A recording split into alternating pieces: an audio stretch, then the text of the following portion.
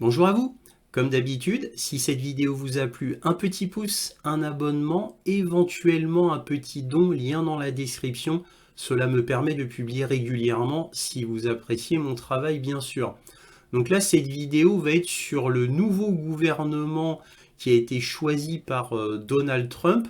Donc on va regarder tous ceux qui ont été choisis, parler un petit peu de chacun d'eux afin d'avoir une meilleure idée de ce que va être le gouvernement au 20 janvier.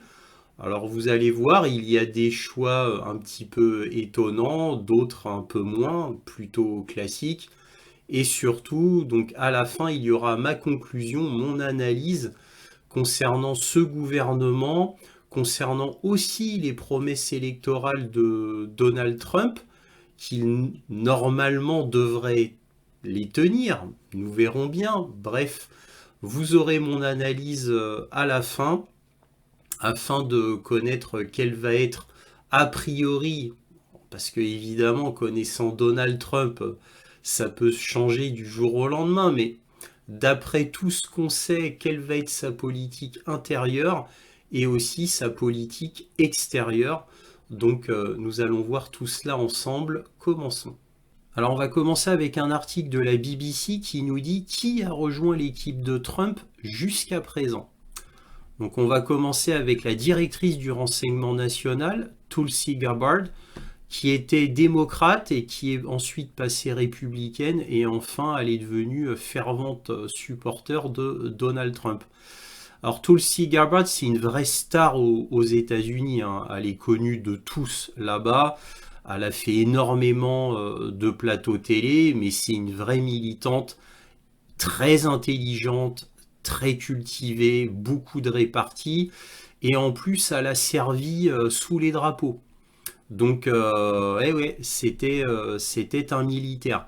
Donc, voilà, vraiment à noter. Et on verra qu'il y a beaucoup d'anciens militaires dans l'équipe de Donald Trump. Ensuite, on a le secrétaire à la défense, donc Pete Hegseth. Pete Hegseth, lui aussi ancien militaire, vétéran de l'armée américaine, euh, qui a toujours été républicain, très loyal à Trump, bien sûr, et c'est un pro-Trump de la première heure, et présentateur vedette de Fox News. Donc c'est quelqu'un, on va dire, de très franc, très cash, pourrait-on dire.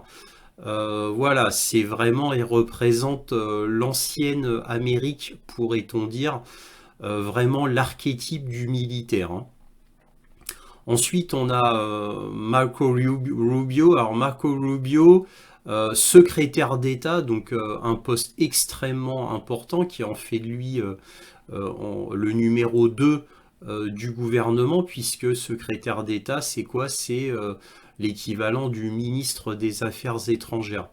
Aux États-Unis, c'est un poste extrêmement important qui est présentement occupé par Anthony Blinken.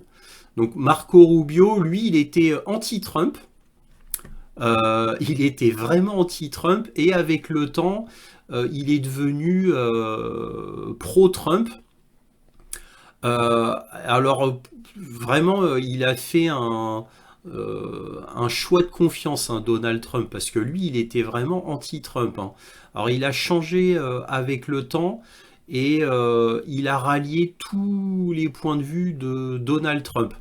Donc lui, il a mis du temps à le choisir parce qu'à un moment donné, on ne savait pas si ça allait être lui ou un autre. Au final, apparemment, d'après la BBC, il a été choisi vraiment, alors que Donald Trump doutait de Marco Rubio, prendre lui qui pourrait éventuellement le trahir vu que c'était un anti-Trump avant. Bon, il a fait confiance, il a dû longuement parler avec Marco Rubio. En tous les cas, Marco Rubio, c'est quelqu'un de très respecté aux États-Unis et je pense qu'il a fait le choix de Marco Rubio justement parce que c'était un adversaire, un anti-Trump. Je pense, hein, ce n'est que mon opinion, peut-être que je me trompe, mais peut-être que c'était pour marquer un peu les gens et peut-être pour rallier aussi tous ceux qui étaient anti-Trump Finalement, regardez, vous voyez, même les anti-Trump, hein, en discutant avec moi, ils sont entre guillemets illuminés et comprennent que mon point de vue, c'est le bon. Voilà, peut-être qu'il essayait de faire passer ce message. Je ne le sais pas, là, c'est moi qui fais des conjectures. Marco Rubio, il est d'origine cubaine et vraiment c'est quelqu'un ouais, de très apprécié qui est très populaire aux États-Unis, un peu, un peu comme Tulsi Gabbard, mais Tulsi Gabbard c'est plus très populaire vis-à-vis du peuple moyen. Voilà, donc alors que Marco Rubio, lui, il est populaire dans le milieu politique surtout. Voilà. On a Matt Gaetz, c'est une vraie star aux États-Unis. Matt Gaetz qui a été nommé procureur général, hein, Attorney General, quelqu'un de très très important. Euh, et lui, il est très très connu parce que il passe tout le temps sur YouTube concernant les affaires de loi, le fait qu'il a cuisiné de grands généraux, le ministre de la Défense Lloyd Austin, à plusieurs reprises pour redresser les torts. Lui, c'est un farouche combattant du wokisme. Eh oui, mais comme Tulsi Gabbard, hein, ils sont tous anti-wokisme, hein, bien entendu, mais alors lui, il est à fond, hein. Lui, il est à fond, hein. Et c'est peut-être pour ça qu'il l'a nommé procureur général des États-Unis, hein. Donc lui, en gros, c'est le sommet de la justice concernant les États-Unis. Donc très très connu, c'est vraiment une star. Alors Mike Waltz, lui, c'est pas du tout une star, donc il a été nommé conseiller à la sécurité nationale, donc il remplacera Jake Sullivan. Donc conseiller à la sécurité nationale, c'est un poste tout à fait éminent, mais Mike Waltz n'est pas une grande star, très très connu évidemment dans le monde de la politique bien évidemment, mais c'est pas une grosse star. Alors il est connu aux États-Unis, mais pas autant que Matt Gaetz ou Tulsi Gabbard, bien entendu. Mais voilà, donc ce gars-là, je ne sais pas trop. Donc c'est pareil, hein, c'est quelqu'un qui était un militaire lui aussi, qui a fait ses preuves, qui a servi dans l'armée pendant longtemps, 27 ans dans l'armée. Donc vous voyez qu'il a nommé beaucoup de gens qui étaient des anciens militaires, hein. Ça c'est vraiment à noter. Alors maintenant la sécurité intérieure qui a été nommée, bah, c'est Kristi Noem. Alors Kristi Noem, elle a un poste qui va chevaucher celui de Tulsi Gabbard, puisque c'est la sécurité intérieure. Alors, elle, va être la chef des services secrets, mais aussi de la gestion des gardes-côtes, etc. Bon, tout ce qui concerne la sécurité intérieure. Donc, ça elle va chevaucher beaucoup avec Tulsi Gabbard, directrice du renseignement national. Donc, renseignement national, c'est quoi? C'est la NSA, par exemple, mais c'est aussi la CIA et bien d'autres, hein, parce qu'il y a beaucoup, beaucoup d'agences secrètes aux États-Unis pour le renseignement et pour les agissements, les actes, hein. Donc voilà, Kristi Noem pour la sécurité intérieure. Le tsar des frontières. Bon, alors, évidemment, ça c'est suite à l'affaire de Kamala Harris, où on l'avait appelée la tsar des frontières, pour se moquer d'elle, parce qu'elle avait complètement en fait détruit les frontières, hein, voilà. Et donc pour se moquer d'elle, on l'avait nommée la tsar des frontières. Donc voilà, donc en gros, Tom Homan, pour faire simple, il va s'occuper de la frontière mexicaine, hein. Voilà, c'est pour faire simple, ça va être à peu près ça.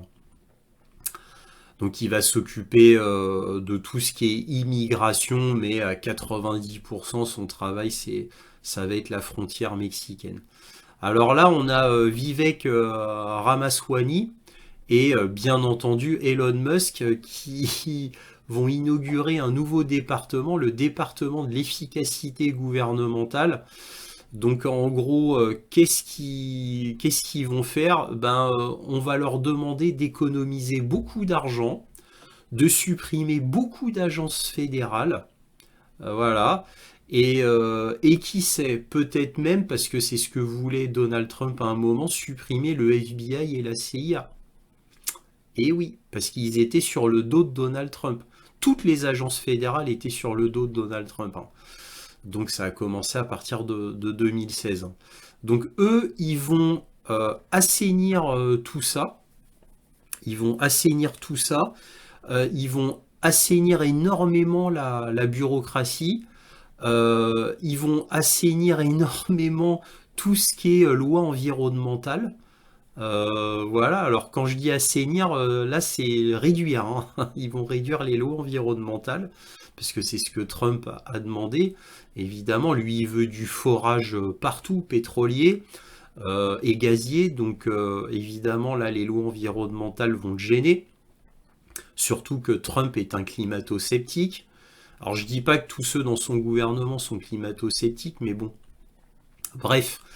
Et donc ils vont s'occuper de tout ça, donc supprimer des agences fédérales, réduire le coût colossal que coûtent toutes les choses inutiles, les redondances.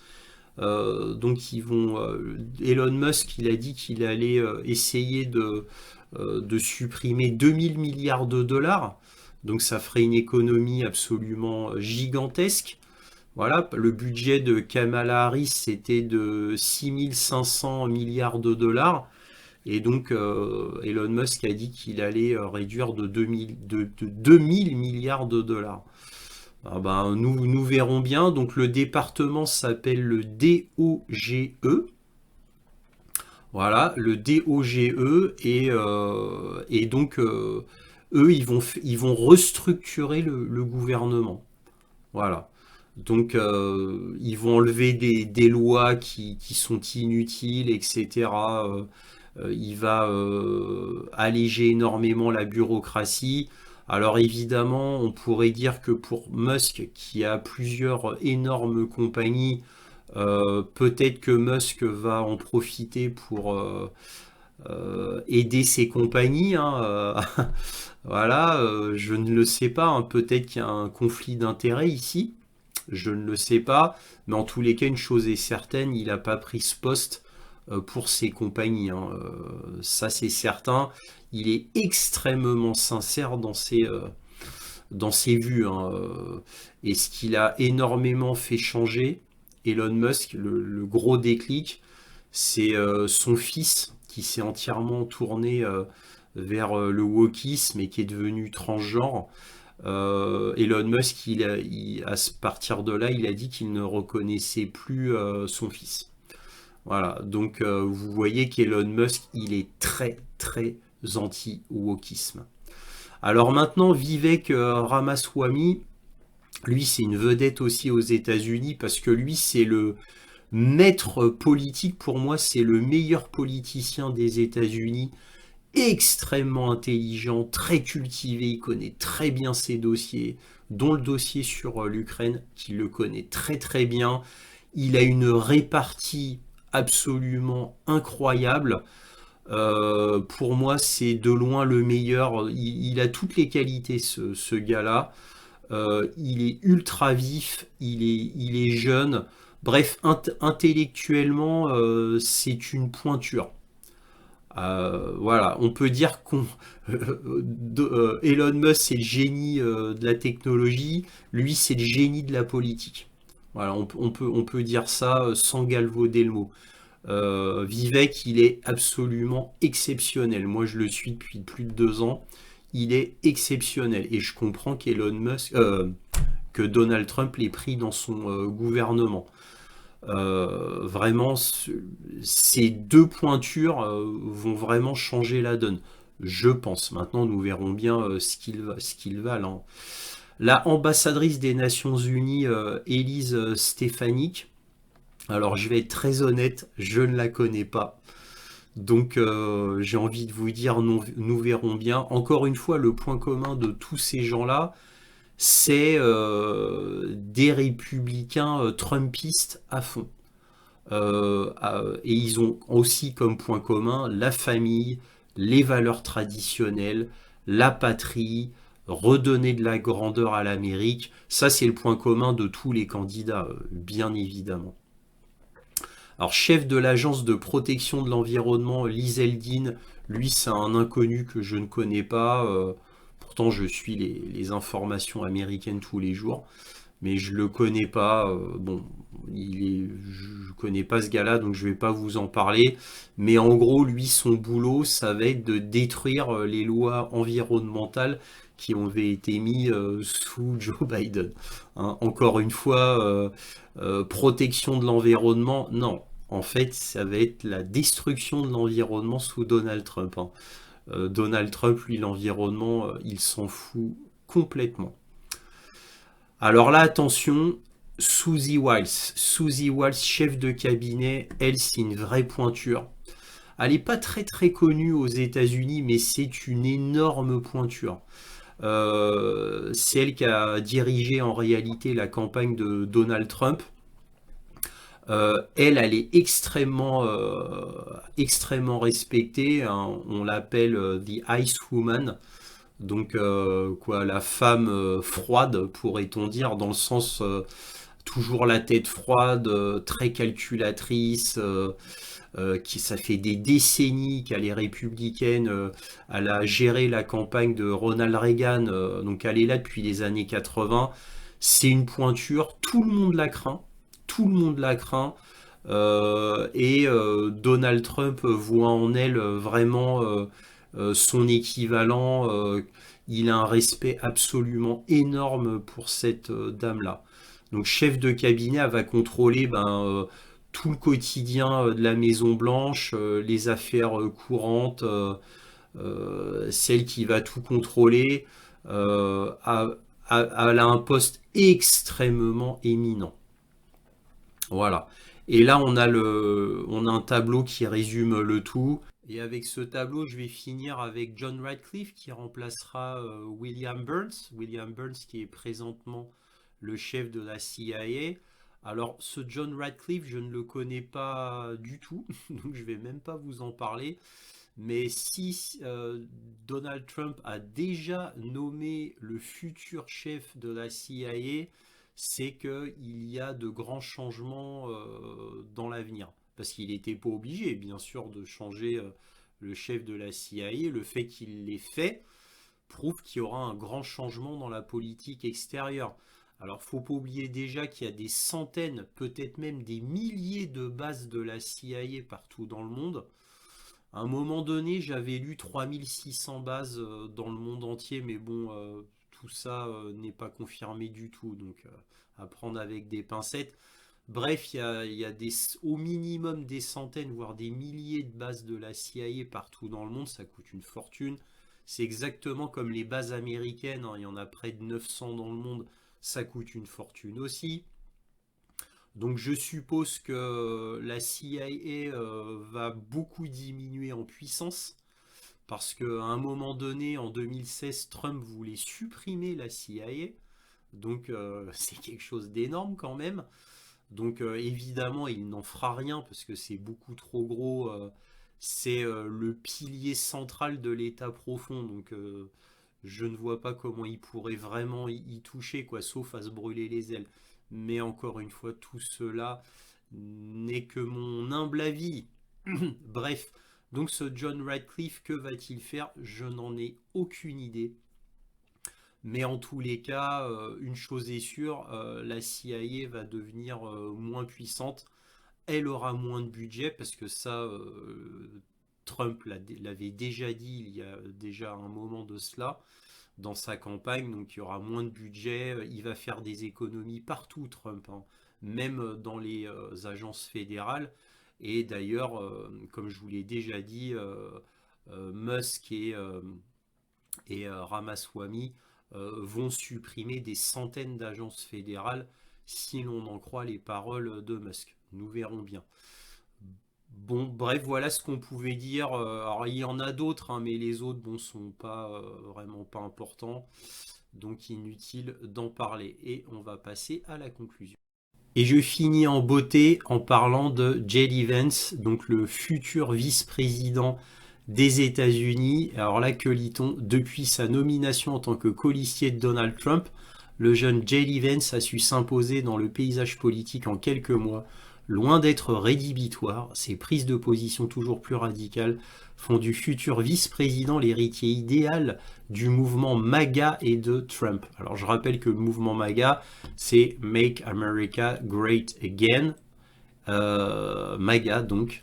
Et donc lui est un évidemment fervent partisan de Donald Trump, un loyal parmi les loyaux, et pourtant, et là c'est très surprenant, c'est que il a, en plus fort que Marco Rubio, il a eu une détestation de Donald Trump au début de sa carrière. Donc il détestait Donald Trump, hein, il lui a donné des noms que je ne répéterai pas ici, mais bon, il le détestait. Voilà, lui, en gros, je peux vous donner au moins une citation. Voilà, il disait jamais Trump au pouvoir. Voilà, ça c'est ce que disait J.D. Vance de Trump avant. Alors maintenant, vous allez me dire, mais comment ça se fait que J.D. Vance a fait comme Marco Rubio et changé d'avis à 180 degrés? Ben en fait, j'avais vu à la télévision américaine une interview de J.D. Vance il y a plusieurs mois par une journaliste de CNN qui était fort méprisante et arrogante vis-à-vis de Donald Trump. Ça avait fortement agacé J.D. Vance qui avait répondu à cœur ouvert en disant: moi, j'ai vu comment vous, les démocrates, vous avez évolué dans le temps. Vous êtes devenus, entre guillemets, le mal. Ah, ça, c'est pas mes mots, c'est ceux de J.D. Vance.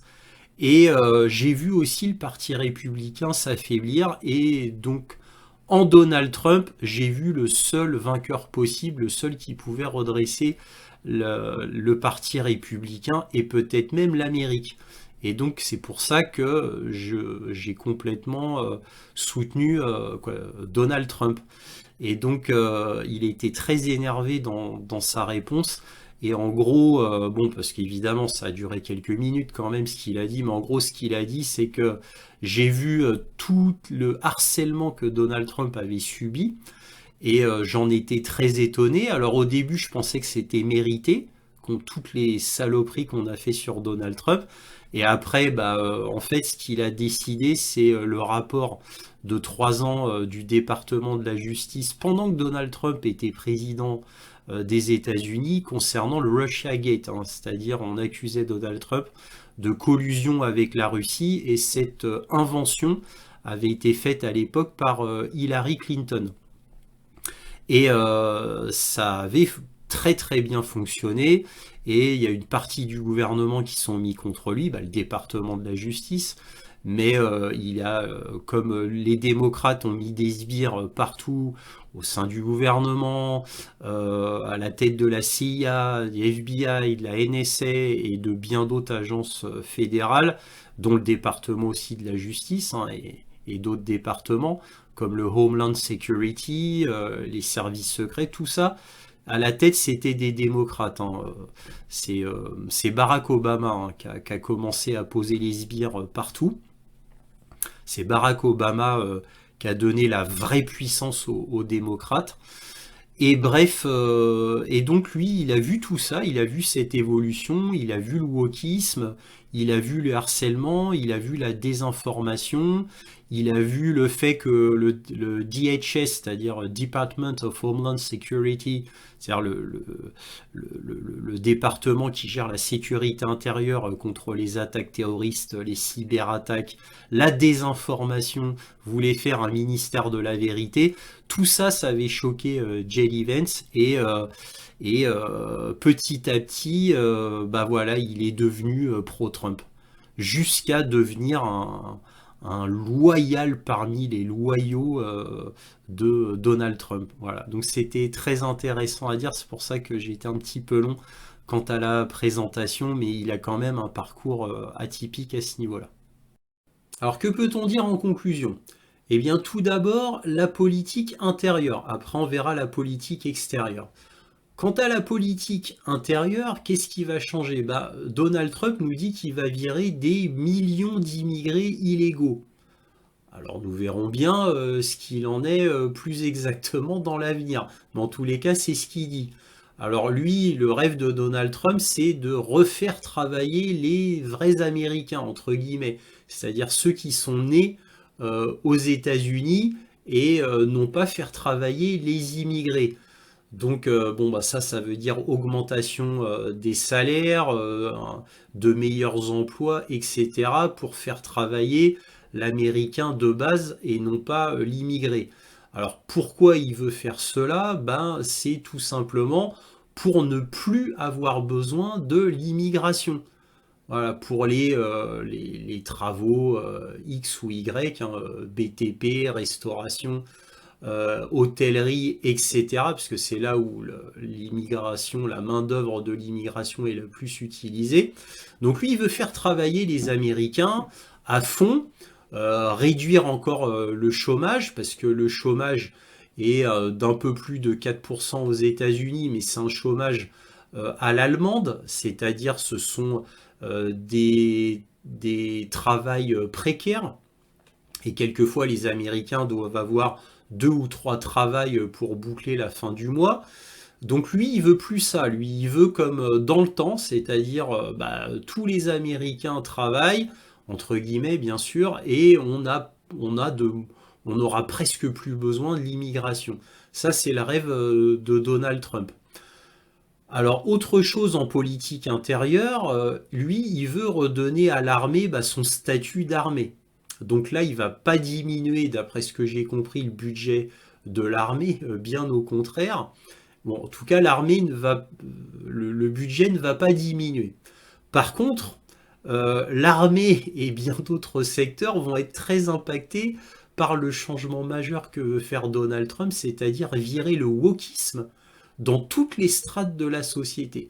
Wokisme qui avait été installé en premier lieu par Barack Obama, de manière massive mais furtive. Barack Obama étant quelqu'un d'intelligent, il a fait ça de manière que ça ne se voyait pas trop, mais il l'a fait de manière assez intensive. Alors évidemment, il y a eu Joe Biden après. Joe Biden, lui, il a fait de manière très massive et sans se cacher et sans prendre de gants. Lui, il a été jusqu'au bout de ce qu'on pouvait faire avec le wokisme. Il installait plein de gens dans toutes les strates de la société, dans les endroits les plus importants comme les universités, les plus grandes universités, les grandes industries, au maximum, pas tous, mais au maximum, et l'armée. Et oui, et l'armée. Alors évidemment, Joe Biden a pu faire tout cela avec l'aide principalement de BlackRock, hein, l'inventeur du DEI, hein, Diversity, Equality, Inclusivity. Hein, la diversité, l'égalité et l'inclusivité. Donc en gros, le wokisme fait par une charte qui doit être absolument respectée. Alors évidemment, ça a été fait en premier lieu par Hollywood, hein, Amazon, Apple TV, Netflix, etc., etc. Et ensuite, c'était partout, même dans les complexes militaro-industriels, j'avais fait une vidéo là-dessus, le DEI est extrêmement respecté par Lockheed Martin, Northrop Grumman, Raytheon, Boeing, bref, tout, partout, tout le monde est touché, c'est absolument terrible. Donc il va combattre le wokisme, qui est en train de détruire les États-Unis, et aussi l'état profond, parce que lui, son rêve, c'est de détruire l'état profond, bien évidemment. Alors, état profond égale démocrate, hein, puisque maintenant, l'état profond, c'est quasiment presque que des démocrates, je dis bien presque. Hein. Par exemple, la famille Bush, de tout temps, était dans l'état profond. Hein, ce n'étaient pas des démocrates, mais ils étaient à fond dans l'état profond. Voilà. Euh, donc, BlackRock, CIA, FBI, qui font partie de l'état profond, ont travaillé contre Donald Trump et Trump veut sa vengeance, bien évidemment. Et là, il en a les moyens, contrairement à 2016. Pourquoi? Bah parce que il aura un gouvernement qui va être républicain. Il a les deux chambres du Congrès qui sont à majorité républicaine. Il a réussi ce tour de force, c'est-à-dire la Chambre des représentants et le Sénat, qui représentent le Congrès, tout ça. Donc, il a la majorité. Donc là, il va pouvoir exaucer tous ses vœux, j'ai envie de vous dire. Bon, j'exagère un peu parce que à la Chambre des représentants et au Sénat, il faut les 3/5 pour passer une loi. Donc, ce ne sera pas aussi facile parce qu'il a la majorité, mais pas une large majorité. Donc, ce ne sera pas automatique. Ce sera relativement facile, mais il y a des moments où il faudra qu'il se mette d'accord avec des démocrates pour pouvoir passer tout ce qu'il veut faire passer, tout simplement. Mais il a le vent en poupe très largement. Il devrait y arriver, tout du moins si c'est raisonnable, entre guillemets. Voilà. Donc ça, c'est ce qu'on pouvait dire sur la politique intérieure, sans oublier, j'en finirai avec là, tout ce qui est l'industrie, pétrole, gaz, etc., l'économie. Donc Make America Great Again, MAGA, donc lui, il va enlever tout ce qui est protection environnementale. Lui, il veut forer, forer, forer, que ça soit pour le pétrole ou pour le gaz. Donc voilà ce qu'il veut faire pour la politique intérieure et j'en finirai là. C'était la dernière chose. Maintenant, la politique extérieure. Alors la politique extérieure, déjà, faut se rappeler que Donald Trump, lui, il n'a pas changé. Il est resté tel qu'il a toujours été. Et contrairement à Mark Rubio ou J.D. Vance. Alors, qu'est-ce que je veux dire par là?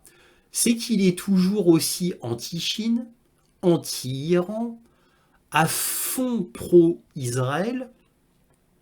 Et la Russie, lui, comme d'habitude, lui, s'en fout un peu. La Russie, c'est pas stratégique pour lui. C'est pas que ça ne compte pas, bien sûr que ça compte, mais ça n'a rien à voir au niveau importance par rapport à son triptyque que sont la Chine, l'Iran et Israël. Alors ça, c'est des pays qui lui tiennent à cœur. Alors, en politique extérieure, lui, ce qu'il veut faire tout d'abord, c'est des taxes douanières.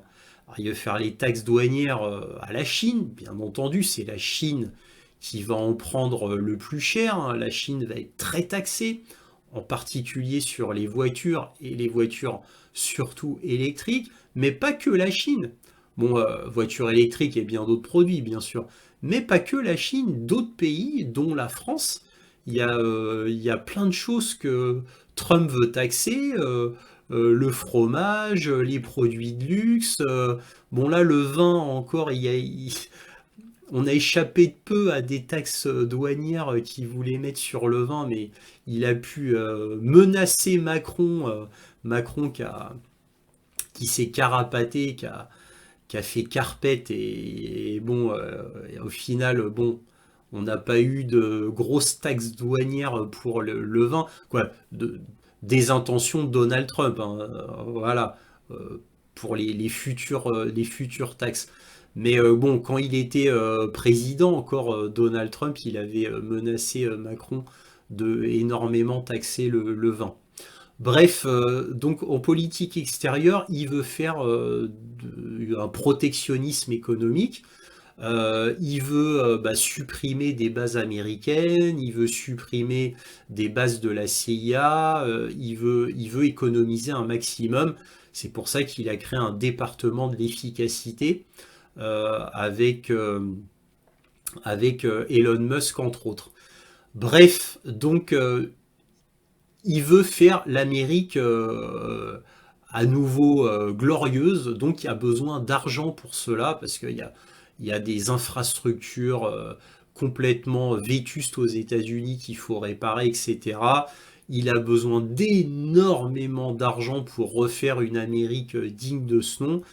Et pour ça, il abandonne apparemment le plan de l'hégémonie américaine, c'est-à-dire que l'Amérique ait un contrôle partout et tout le temps, puisque ça a toujours été la politique de base des États-Unis depuis 1945. C'est la base, c'est-à-dire le contrôle du monde, aussi bien militaire, économique que médiatique. Et donc lui, il veut arrêter tout cela, même si lui il voudrait que l'Amérique soit toujours le fer de lance du monde, bien sûr, mais il va arrêter tout cela, tout du moins temporairement, pour avoir de l'argent et pour s'occuper des affaires des États-Unis en premier lieu. Voilà. Donc ça veut dire, comme au premier mandat de Donald Trump, ça veut dire qu'il n'y aura pas de guerre normalement sous Donald Trump. Normalement. Voilà. Le problème, c'est que le contexte a complètement changé depuis 2016. L'Iran est beaucoup plus puissant qu'en 2016, la Chine est beaucoup plus puissante qu'en 2016, et Israël est dans une posture catastrophique. Catastrophique. Donc est-ce que Trump va être, comme à son habitude, à fond pro-Israël, alors que Israël est condamné de toutes parts, dont la Cour pénale internationale de justice? Eh oui, ne l'oublions pas. Donc Israël a été condamné. Voilà. Donc est-ce que est condamné pas que par la Cour pénale internationale de justice, par une grande partie du monde, ne l'oublions pas. Il n'y a que les États-Unis et l'Angleterre qui, eux, restent pro-Israël quoi qu'il arrive. Mais je parle au niveau du gouvernement, hein, pas des peuples, hein, bien sûr. Donc voilà, bon, même la France en réalité, parce que bon, il y a entre ce que disent les chefs d'État et ce que font les chefs d'État, parce que Joe Biden, par exemple, qui normalement devait disputer Israël, devait lui remettre Israël dans le droit chemin, il n'a rien fait du tout, Joe Biden. Donc tout ça, bien évidemment, ce ne sont que des mots.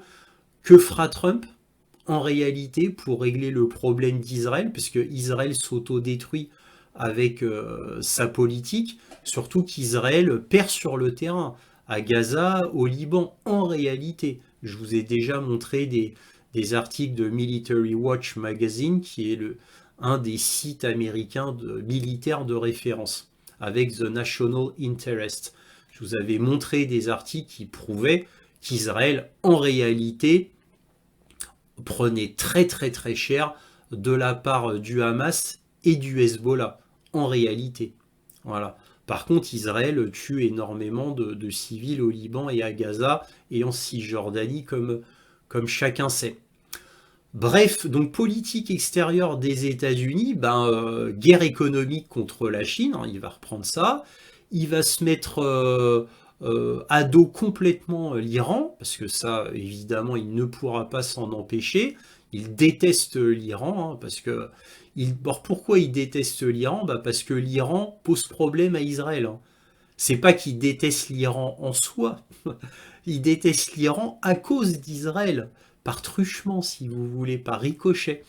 Voilà, donc oui, Israël, ça lui tient vraiment à cœur à Donald Trump. Je vais être très curieux de voir quelle sera sa politique d'ici le 20 janvier vis-à-vis d'Israël. Maintenant, quant à la Russie, je pense qu'il va renormaliser tout ça. Il l'a dit, d'ailleurs c'est même très clair, il l'a dit. Et enfin, quant à l'Ukraine, l'Ukraine, voilà, il va tout arrêter. Hein, voilà. J.D. Vance, qui connaît très très bien le dossier ukrainien, tout comme Ravashmi, il le connaît très très bien. Et J.D. Vance, alors lui, il est à fond pour l'arrêt de l'aide à l'Ukraine. Pour J.D. Vance, l'Ukraine se débrouille toute seule. Hein. Voilà, ça, c'est J.D. Vance. Donc, on va voir. Donald Trump aussi, il dit qu'il arrêterait de donner à l'Ukraine. Donc, voilà la politique extérieure. Donc, peut-être que sa politique extérieure va faire que les États-Unis arrêteront de faire des coups d'État partout dans le monde. Peut-être que Donald Trump arrêtera la CIA qui n'arrête pas de fomenter des renversements de gouvernement via des manifestations créées de toutes pièces, hein, les fameuses révolutions de couleur que la CIA, le National Endowment for Democracy, le NED, fait partout dans le monde et en particulier à Hong Kong, en Moldavie, en Géorgie. Là, parce que là, je vous parle de ces pays-là parce que ça chauffe principalement en Géorgie et surtout en Moldavie au moment où je vous parle. Mais voilà, peut-être qu'il va arrêter tout ça, ces coups d'État, ces manifestations créées de toutes pièces, comme je viens de vous le dire, arrêter de faire de l'ingérence dans les autres pays, arrêter de vouloir changer les résultats électoraux. Alors, la CIA n'est pas toute seule, je vous parle de la CIA, du National Endowment for Democracy, mais il y a aussi la fondation Bill et Melinda Gates. Il y a surtout pour l'Europe l'Open Society de George Soros. Voilà les plus grosses entités qui participent, mais il n'y a pas que, il y en a d'autres. Human Rights Watch, pardon. Voilà, les grandes ONG internationales y participent aussi, à part Amnesty International, c'était à noter, mais les autres sont mouillés jusqu'à l'os, en fait, sont des filiales de la CIA en réalité et du MI6, parce que le MI6 travaille main dans la main dans la CIA pour faire les révolutions de couleur, et en particulier en 2014 en Ukraine. Bref, voilà ce qu'on pouvait dire concernant le nouveau gouvernement de Donald Trump et la future politique intérieure et extérieure. J'arrête là. Si cette vidéo vous a plu, un petit pouce, un abonnement, éventuellement un petit don, lien dans la description. Merci à tous de votre soutien à cette chaîne et toujours, soyez curieux.